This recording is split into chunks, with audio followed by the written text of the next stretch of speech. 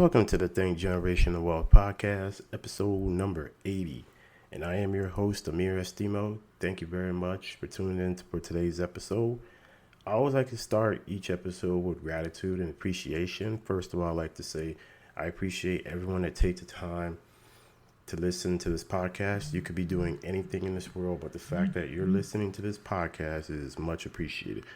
I am also grateful for the people that just tune into this podcast or even share it with a friend and just helping the podcast grow as far as just getting the message out, getting the word out when we talk about wealth, assets, and prosperity. Okay. Now, the last few episodes, I've been talking a lot about something that I've been dealing with when it comes to just starting a business. And one thing I've been sharing is recently, probably about maybe 7-8 months, I've started a land investing business. And one thing I realized is that whatever you start is not easy at all. So you just have to keep at it. And I have to keep reminding myself, why am I doing this? Why am I constantly doing this? Whether it's marketing, whether it's sending some type of, marketing mailers or anything to that nature. And, people calling you back and then you're getting no, or they're cursing you out. And that's the thing about business people don't talk about. You see some of these people and they're successful, but you don't know what exactly they had to go through. And trust me, is for me starting a business, which has been 8 months now, or at least close to it, then it hasn't been peaches and cream. It hasn't been, I get a deal under contract and then I sell it, or I buy land and I just flip it so easy. None of that happens at all. But let me tell you why I chose land investing. Now, you fix your credit. I've talked about credit repair, fixing your credit, how you could do that. Okay. And I think I would like to talk a little bit more, probably going forward, a little bit more about investing, especially in land. I figure at this point, when it comes to your credit, obviously that's just what you need. You need that to do it, to function as a human being in this world, because everything you do, whether it's buying a home, buying a car, even some jobs, or even insurance, they check your credit. They just got to make sure you're a responsible person. What you sign on, you're going to do. Now, you get that figured out. Now you say, okay, you know what? Financial freedom. What do I want? So I say, okay, you know what? My credit's fixed. Now, the next thing is financial freedom, right? So what do you want? Do you want financial freedom? How do you obtain that? Well, there's levels to that. Okay. And you guys can go check out previous episode number 75, where I talk about the 7 levels of financial freedom. So you can see or hear. Sorry about that. So now I'm going to tell you why I chose land investing, though, and why I will stick to it and keep at it. And right now, number one, so you want to get into real estate. So let's say investing.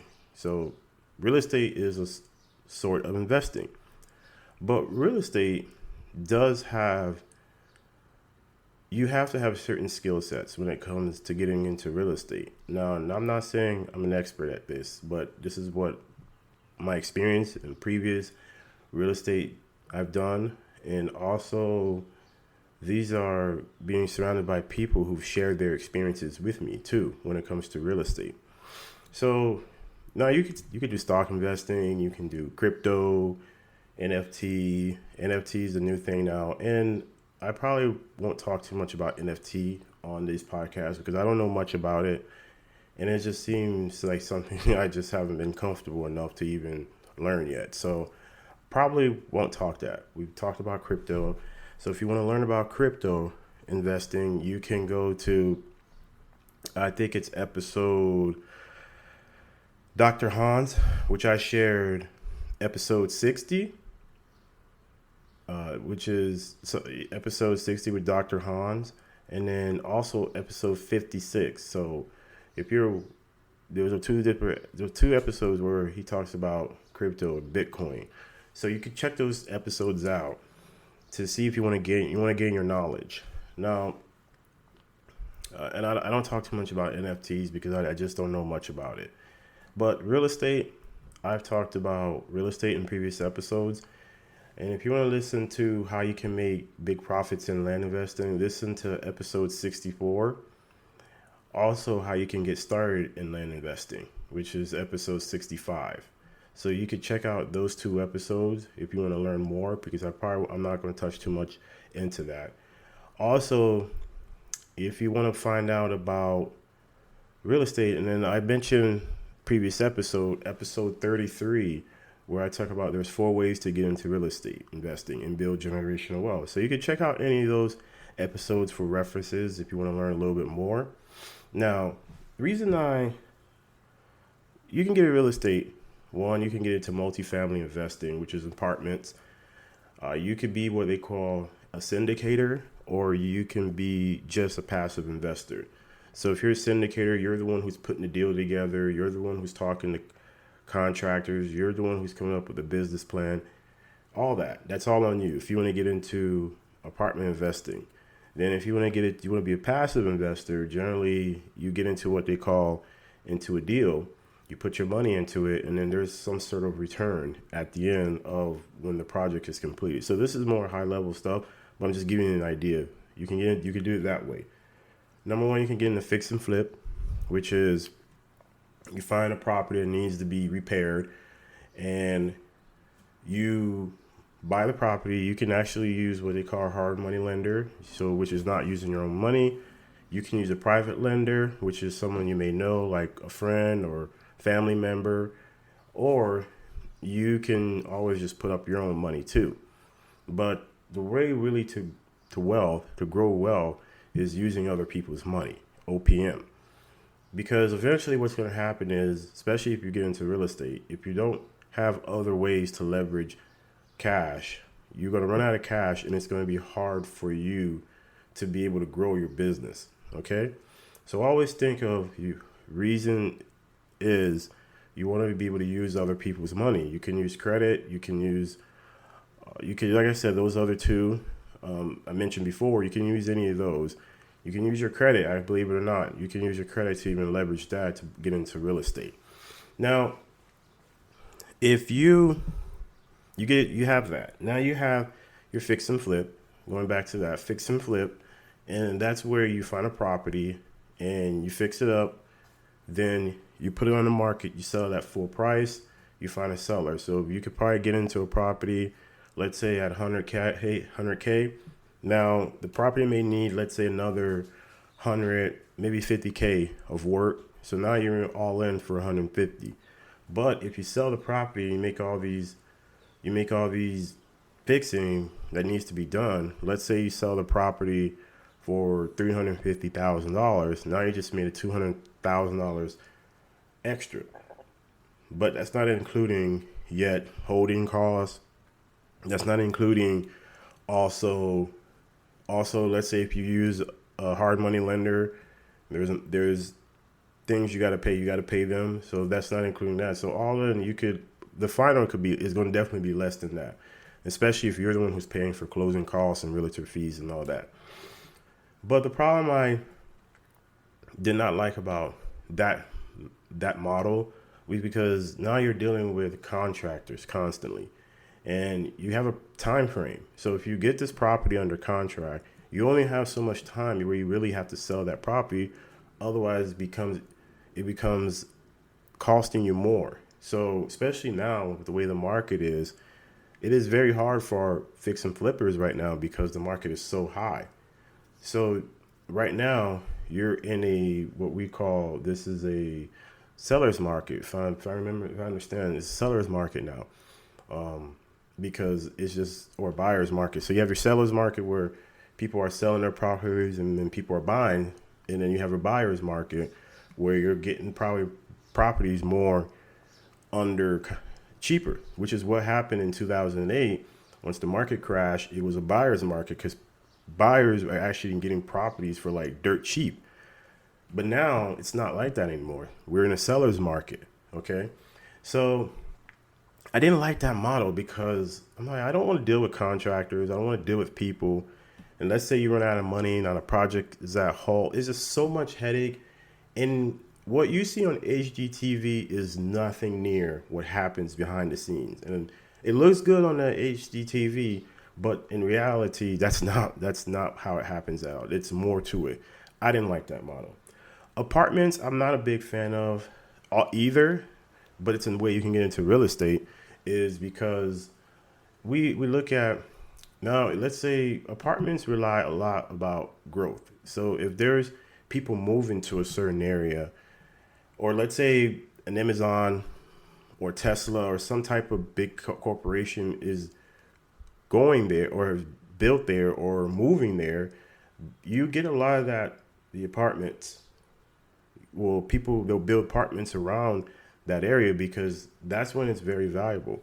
But what I didn't like about that is also if there's a downturn in the market, then you're dealing with rent, you're dealing with renters, you're dealing with people, you're dealing with rent, and you have to have a very structure to that. Otherwise, you're going to struggle and you're going to fail.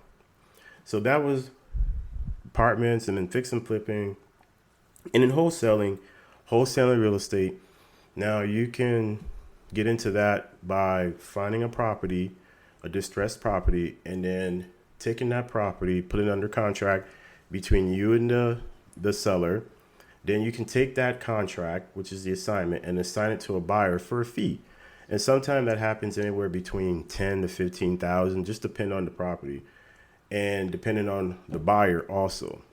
Now, the problem with that is number one, it takes you a very long time and it's very competitive. So if you're not hustling as a wholesaler, it's really tough for you to survive because now you're going against some of these bigger corporations who have money, and then you're going against other people too, everybody and their mama's probably wholesaling. Everybody and mama's probably found their property and, they're doing wholesaling. So that was another model I was not a fan of. Then you have your buy and hold. So your buy and hold is when you buy the property. And again, you can use that various ways. Now, when you buy a property, you can do two ways. It depends on what's your exit plan. But there's more ways to it. But the two that I'm so familiar with is the buy and hold, and then which is in your fix and flip. Now, when you fix and flip, you want to make transactional, meaning you want to buy the property, fix it up, and sell it. Whereas in the buy and hold, that's more of a passive, long-term gain. But here's the thing about that though is number one, you're dealing with tenants. It's just as like this is apartments, but now at a lower level, smaller scale. You're dealing with tenants. You're dealing with people calling you 2, 3 in the morning.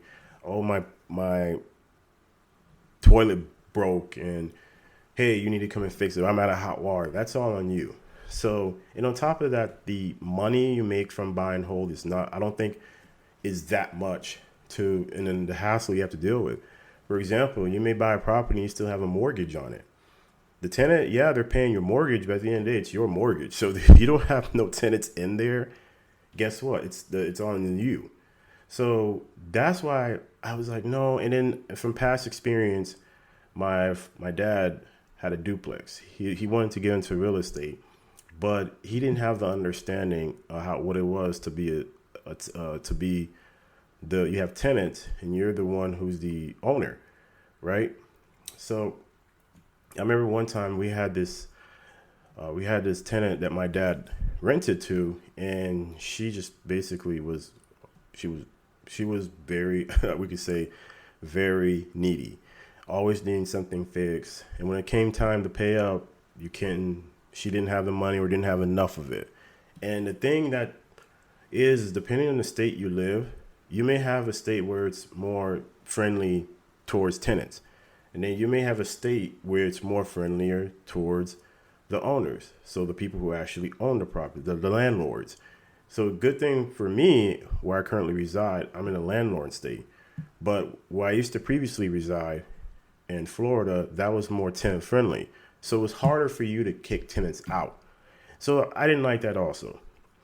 Now I said, okay, you know what? What's out there? I just kept looking, and now I went to land. I said, you know what? Why land?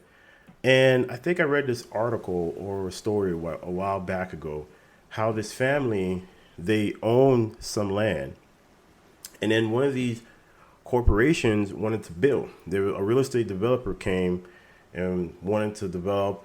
They were developing a shopping mall or something in that area.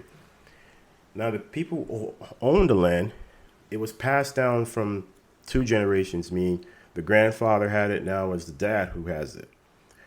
And when it happened, so the real estate developer came. The grandfather bought the property back in I think it was the 50s, for like $200, very cheap. When they sold the property, the family ended up making the property. They when they sold the property to the real estate development company, I think they ended up making like a couple of millions of dollars. It was like 3-4 millions of dollars. And on top of that, the real estate they worked out a deal to where they were still getting paid, even though they sold the property, but they were still making money in the back end too, meaning that the real estate developers were paying them to use the property. So, for example, like at your home, you're paying the government taxes every single year to have your home on their property.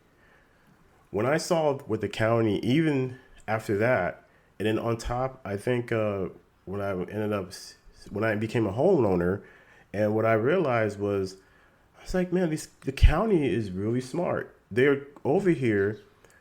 Even if you pay off your home, you still got to pay property taxes. That's never going away. Think about it. That is never going away. You're always going to pay property taxes. So why not join the game? Why not join the game of that too? Why not have people or a real estate company or these big corporations pay you in property taxes? They pay you to use, because that's your land. They're paying you to use it. Do you know how that would set your family up for generations and generations and generations and generations? So that is why I went into land investing. I chose land because it's, number one, no one's talking about it. Number two, I like to be challenged. And land investing, folks, is not easy. It's hard. It's hard. You can get a deal in a contract and it may take you months to sell it. Right? So people don't, it's easy. If you probably have somebody say, oh man, you should get into land, but they're not telling you the truth. Yes, it's a good niche to get in and you can make some big profits. But the downside of it takes time and it's hard and it's boring. So therefore, no one wants to do that. So why, when the crowd is going to the left, why not go to the right? Because right now, the real estate market is completely a red ocean. So if you guys never read the book, The Blue Ocean Strategy, check that book out. It is a very good book. And right now, the real estate market, with all I just listed, is a red ocean. You want to be in the blue ocean, where there's less competition and it gives you enough time to be creative. So you have your red and your blue. And that's why I chose land investing. And that's why I have to keep reminding myself, why am I doing this? And the reason I'm sharing this with you is, if you have any thoughts about doing investing, maybe starting a business, and let's say you wanted to get into real estate, look into land investing. You'd be surprised. You can even own acreages of land, and you don't know what could be done with that property. Now, if you want to, you can buy the property, build your own home, build your do your own stuff with it, and because you own it. Now you pay taxes for land, folks. It's not even that expensive. It's nowhere near what you would pay for at a home. Land, you're probably paying depends on their area. Now don't quote me on this. It just depends on the area. You can pay anywhere maybe 50 to $200 a year. Very low maintenance. You're not having anybody calling you talking about, hey, my toilet broke, or dealing with contractors, or dealing with tenants at the apartment level. This is low barrier to entry, and it's less competition. It's a blue ocean right now. So if you have not thought about real estate investing, I encourage you to check out land investing. And even if you don't start a business, but get yourself some land, buy some land, because you can do all that stuff, real estate investing, whether it's what I just listed, but you can make it, you can do something much easier. And if you just hold it, now the thing about land investing, there's no, like if you have a home, right? There's chance you can fix it up and sell it and make more money. Well, with land, you don't have that. There's no way of making it better. It's just something you hold. You're not going to make no extra money from it. So you have to understand that side of it. What people don't tell you is they gotta buy land, but yeah, there's no residual income unless you do some type of what they call seller finance, right? Or something to that nature, to where, you may pay monthly, but other than that, it's not something that's easy to do. So just keep in mind, the reason I'm sharing this with you is because owning land, if you go check out episode 71 with Steve Harvey, there's a story he talked about how he was always fishing in ponds when he was broke, because that was his way to survive. And then he turned around, told himself that he's going to own himself a land. So check out that episode if you'd like to learn more about it. But Steve Harvey talked about towards the end, he owned 300 acres of land. Check that episode out. Own some land, folks. Own some land. And I'm telling you, it's easier than what you think. People don't talk about it because it's not. When I mean easier, as in it's a low barrier to entry. And I don't want to tell anybody, hey, this is how it works. This is what works. This is what I'm doing. And the reason I'm sharing this with you is because I see value in that. And if you own some land, man, you don't know, the sky's the limit. And you don't know what could happen, who's going to come knocking at your door wanting to buy your land, and you can set your family up for generations to come. Okay? Thank you very much, guys. Appreciate you taking the time to listen to this podcast. I really do. If you like the content, please share and subscribe. Please share the podcast and subscribe to it. The goal is to drop this podcast every Wednesday, 5 a.m. Central. Also, rate and review the podcast. I would like to know what you guys think. What are your thoughts? What could be better? What would you like me to talk about? Also, what would you like to see improve on the podcast? I think this is a collective effort, and the only way this podcast is even going to grow even more is a collective effort. And I appreciate anybody that's helped me out with this podcast, so I'd really appreciate it. So today's episode, I talked about land. This is why I like land. And again, get yourself some land. Wealth, assets, and prosperity. Until next time, much love. Peace.